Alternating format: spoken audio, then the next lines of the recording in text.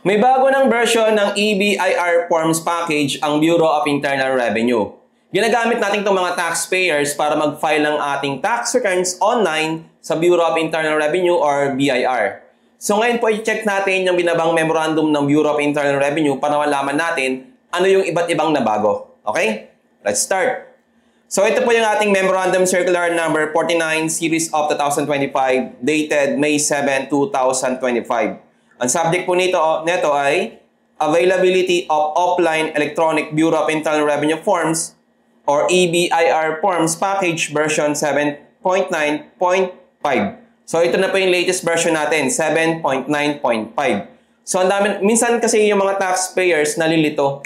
So ginagamit natin yung EBIR forms online sa pag-file ng ating tax returns.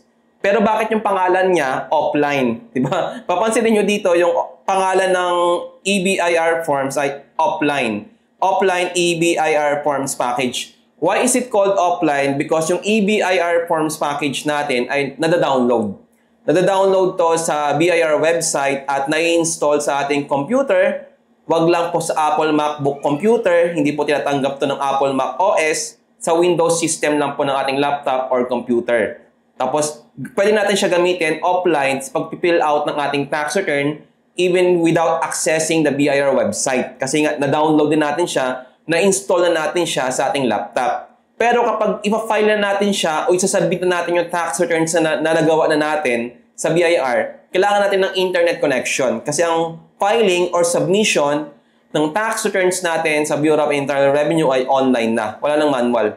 So pag sinabing online, kailangan natin ng internet connection. So yun lang po ibig sabihin ng offline. This circular is issued to announce the availability of the offline EBIR Forms Package version 7.9.5 which can be downloaded from the BIR website at www.bir.gov.ph or you may check our link in our description below or above ng ating ATC video. Makikita niyo po para makapag-download po kayo ng ating EBIR Forms Package natin 7.9.5. Okay? Fill out lang po kayo at isi-send po namin sa inyo yung link to download the new version of EBIR Forms Package. Meron po tayong konting problema dito sa EBIR Forms Package na new version. Tapusin nyo muna panoorin to. The new offline EBIR Forms Package now includes the following BIR forms. Bago na po yung ating BIR Form number 1702Q. May revision date na January 2018.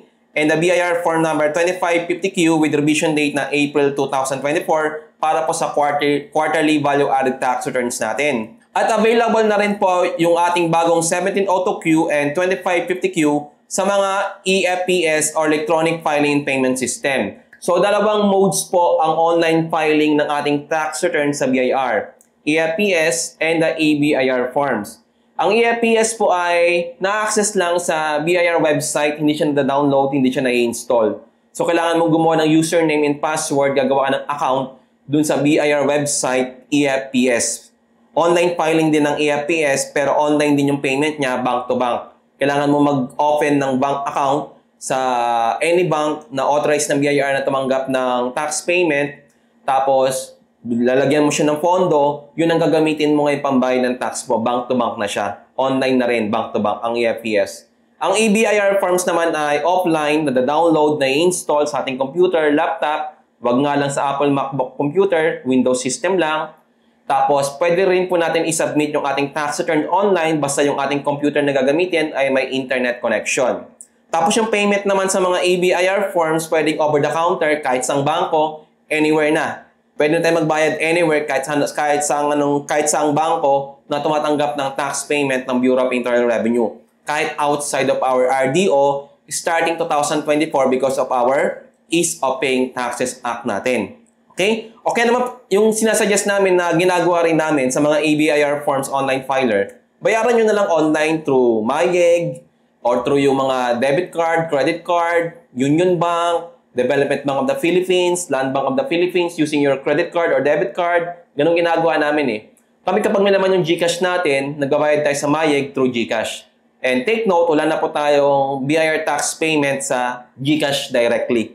Pero ginagamit namin yung GCash pambayad sa MyGig. Kasi yung MyGig natin, gumawa tayo ng account, doon na kayo magbayad online. May convenience fee lang naman at ganoon na rin. Kesa naman lumabas kayo ng opisina nyo, ng business nyo, masayang yung oras nyo, mas maganda na yung convenience fee. Kasi parang pamasahe lang din naman yun. Hindi ka napipila sa labas, hindi ka napipila sa loob. Maghihintay na matagal. Online na. Ang magagandaan pa sa online, meron tayong email confirmation na matatanggap na proof ng ating payment, kagaya ng proof ng filing ng ating tax return. Para just in case mawala yung ating hard records, yung ating hard copy ng records, meron tayong email confirmation for our proof of payment ng ating taxes sa Bureau of Internal Revenue. Yun ang kagandahan sa online payment. Pag online payment na lang kayo, wag na sa bangko. And likewise, the new offline ABIR Forms Package version 7.9.5 contains the following enhancements. Meron tayo inclusion of all alphanumeric tax code, tapos the new tax treaty code, tapos bug fixes, tapos yung mga ATC alphanumeric tax code sa Bureau of Internal Revenue na bago na. Okay? So ngayon, huwag nyo muna i-download, huwag nyo muna i-install. Kasi ang nadagdag lang naman dito na BIR forms ay yung 17 Auto Q para sa quarterly income tax ng mga corporate taxpayers or non-individual taxpayers. And the BIR form number 2550Q para sa quarterly value-added tax ng mga VAT-registered taxpayers. Why? Ito po yung Facebook page natin at may nag-comment dun sa ating Facebook page at sinabi niya, hanapin po natin yung comment niya, sabi niya, 17 Auto Q na zero out Schedule 2 item number 6. Zero payment nung sinubmit. Then nung ipiprint na, biglang nagka-payment. Zero tax payment pero nung piprint na nagka-tax payment daw bigla. Tapos, sabi na naman ng isa, same experience po after filing kapag i-review mo na at ipiprint na mawala yung deduction. So, merong problema doon sa 17 Auto Q version January 2018 sa bagong version ng ABIR forms natin, 7.9.5. May nag-comment pa dito, ang sabi ng mga comments daw, as per BIR sir, nag-inquire ako, lumang form pa din daw ang gagamitin. So as of the shooting of our ATC video today kasi, May 17, 2025, wala pa pong binababang memorandum ang BIR patungkol dito sa bug or error sa pagka-file ng ating quarterly income tax return na 17 Auto Q para sa mga non-individual taxpayers na bagong version January 2018. So, suggestion natin habang wala pang binababang memorandum ang BIR, gamitin nyo muna po yung lumang version ng 17 Auto Q. Ito po yung EBIR forms package natin. Ako, ang ginagamit ko pa rin hanggang ngayon ay 7.9.4.1. Kasi wala naman ako 17 Auto Q, 1701Q ako. Wala naman ako 2550Q, 2551Q ako kasi percentage tax ang binabayaran ko. Kaya hindi pa ako nag-update sa 7.9.5 kasi nga alam kong magkakaroon ng problema yan kasi ang BIR hindi naman perfecto. So check po natin dito. Ito po yung EBIR forms natin. Click nyo lang po yung drop-down menu. Makikita po natin yung mga available na tax returns natin. Hanapin natin yung 17 Auto Q. Ito po yung 17 Auto Q. Pipiliin nyo po yung 17 Auto Q version 2008C, Quarterly Income Tax Return. Makikita niyo po may version tayo ng July 2008. So ito, wala naman po problema dito. Hindi naman po nagkakaroon ng payment kapag no payment. Tapos yung deductions hindi naman nawawala kapag piniprint.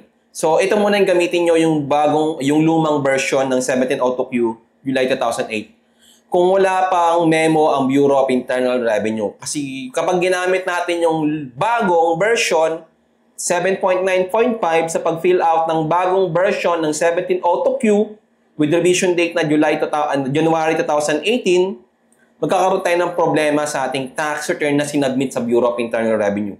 So wag niyo muna sundin yung bagong version na ibinaba ng BIR. Either mag-wait tayo ng memo ng BIR or gamitin natin yung lumang version itong July 2008. Ang deadline naman ng first quarter natin para sa ating quarterly income tax sa mga non-individual taxpayer ay 60 days after the close of the previous quarter. O kaya, in the first quarter, in the case of the first quarter, that is May 30. May 30 po ang deadline para sa first quarter natin ng 17 Auto Q. 60 days after the end of the previous quarter. So, May 30 para sa first quarter. As of the shooting of our HC video today, May 17, wala pa pong binababang memo ang Bureau of Internal Revenue. Pag merong binabang memo patungkol sa 17 Auto Q na problem, i-share po natin sa Facebook page natin, Accounting Tutorial Center. Make sure na i-follow nyo po kami, mag-subscribe kayo para sa mga future tax updates natin. Okay?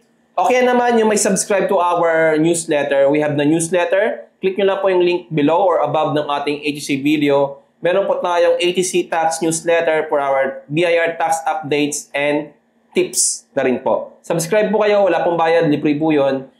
At isa-send po namin sa inbox nyo, sa email nyo, yung ating mga BIR tax updates and tips tutorials na rin po. And kung gusto nyo pong matuto ng iba't ibang tax filing, tax assessment, tax audit, tax mapping, pati tax planning, meron po tayong exclusive membership on our YouTube channel, Accounting Tutorial Center. Pumunta lang po kayo dito sa ating Accounting Tutorial Center YouTube channel. Yan po yung ating YouTube channel. Click nyo lang po itong members only videos. Marami po tayong mga tutorial tax videos on our YouTube channel na exclusive lang sa ating mga members, gold members. Ito po, how to file your 17 AutoQ. Ito po kung mag-fill out kayo ng lumang version ng 17 AutoQ. Meron po tayo. Ito po. Sa mga corporate taxpayers dyan na mag-file na kanilang part, ito po. Click nyo lang yan, may mga examples tayo dito, tapos ito yung pinagka-practicean natin para sa bago nyo i-apply sa business nyo, knowledgeable na kayo sa pag-fill out ng iba't ibang tax returns. Okay naman, 2550Q. Bago kayo magbayad ng 1,000 yung bawat isa. Yan. 2550Q, meron din po tayo dito, meron din po tayong tax audit. Here. So, hindi na naka-receive yan, tax audit. Pati ease of paying taxes. Yan, pati po ease of paying tax update, marami po. Over 70 plus videos, exclusive lang para sa ating mga gold members on our YouTube channel at 1,499 only per month. Pwede nyo i-cancel anytime. Meron po tayong support on our YouTube channel. Just comment your questions and we will answer your questions po on our YouTube channel. Visit our YouTube channel and click nyo lang po yung join button. Ito po yung join button. Tapos click nyo lang po yung gold members natin. Tapos join lang po kayo, click nyo lang po yung join. At sa YouTube na po kayo magbabayad neto. Okay? Kapag nakapag-join na po sa gold members natin, ma-access nyo na po yung mga tutorial videos natin na exclusive lang para sa mga gold members natin at 1,499 only per month. We have tax filing, tax planning din, tax audit and assessment, tax mapping, tax penalties reduction, pati iba't ibang tax return, including annual ITR, statement of management responsibility, nandito rin po. Okay? See you po sa ating gold membership on our YouTube channel. Maraming salamat po. If you have further questions regarding our membership on our YouTube channel, comment lang po sa ating video and we will answer your concerns regarding our membership. Maraming salamat po. My name is Mark Lord Bumagat, your RWB teacher, na lagi po nagsasabing, be educated po and you will be empowered. See you po sa mga next tutorial videos natin. Please subscribe and follow us for future tax updates natin para sa ating business BIR tax compliance. Bye-bye! See you po!